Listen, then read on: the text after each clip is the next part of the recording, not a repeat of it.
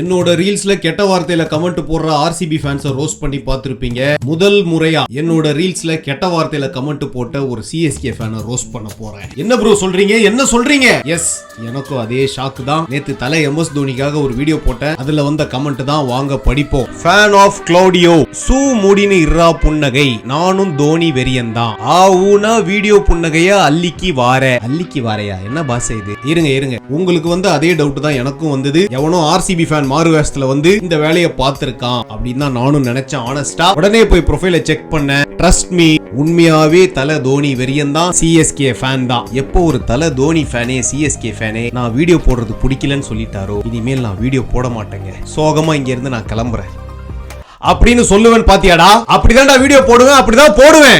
ஏய், அடுத்தவன் ப்ரொஃபைல்ல உன் இஷ்ட புன்னகைக்கு நீ வந்து கமெண்ட் போட உனக்கு உரிமை இருக்கும்போது என்னோட இன்ஸ்டாகிராம் ப்ரொஃபைல், என் போனு, என் கேமரா, எனக்கும் வீடியோ போட உரிமை இருக்குடா. உனக்கு இஷ்ட புன்னகை இருந்தா பாரு, இல்லனா அன்ஃபாலோ பண்ணிட்டு கிளம்பு. இல்ல நான் தெரியாம தான் கேக்குறேன், நீ என்ன கிறுக்கு புன்னகையா? என் வீடியோ பார்த்து தான் ஃபாலோ பண்ணிருப்ப, அப்புறம் வீடியோ போட்டா காண்டாவுதுன்னா லூசு புன்னகையாடா நீ? இங்க பாருங்க மக்களே, நான் கடுமையா பேசுறேன்னு கோச்சுக்காதீங்க. ஒரு ஆர்சிபி ஃபேன் இப்படி கமெண்ட் பண்ணிருந்தா தம்பிங்களா வாங்க போங்கன்னு தான் நான் பேசுவேன். ஒரு சிஎஸ்கே ஃபேன் இப்படி கமெண்ட் போடும்போது, என் குடும்பத்திலேயே ஒரு கருப்பாடு இருக்கும்போது அது எனக்கு பயங்கரமா வலிக்குது. அதனாலதான் கடுமையா பேசுறேன். ஏன்னா சிஎஸ்கே ஃபேன்ஸ் டிஃபெண்ட் பண்ணி அவ்வளவு வீடியோஸ் போட்டிருக்கேன். இப்போ அது எல்லாத்துக்கும் சேர்த்து என்ன செருப்பால் அடிச்ச மாதிரி ஒரு ஃபீலிங். அப்புறம் கோவம் வரதானே செய்யும். சரி, ஒரு எம்எஸ் தோனி ஃபேனா சிஎஸ்கே ஃபேனா நம்ம வீடியோஸ் போடுறது ஒரு சில ஆர்சிபி ஃபேன்ஸுக்கு பிடிக்கல, அவங்க ஏதோ வைத்தெரிச்சல்ல பேசிட்டு போறாங்க அப்படின்னு தான் இவ்வளவு நினைச்சுக்கிட்டு இருந்தேன். ஆனா வைத்தெரிச்சல் எனும் நோய் கூட அண்ணன் தம்பியா பழகுற சிஎஸ்கே ஃபேனுக்கும் வரும் அப்படின்னு இப்ப நான் புரிஞ்சுக்கிட்டேன். Lesson learned. அதனால என்ன ஒரு சில ஆர்சிபி ஃபேன்ஸ் தான் நாகரிகம் இல்லாம கெட்ட வார்த்தைகளை திட்டுவாங்க அப்படின்னு நான் நினைச்சுக்கிட்டு இருந்ததுக்காக ஆர்சிபி ஃபேன்ஸ் கிட்ட பகிரங்கமா மன்னிப்பு கேட்டுக்கிறேன்.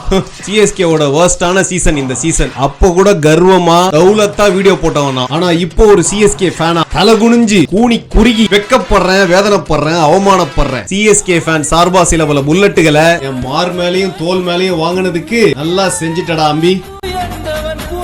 எனக்கு வருத்தம்பா, ரொம்ப வருத்தம். நான் சோகமா இங்க இருந்து கிளம்புறேன்.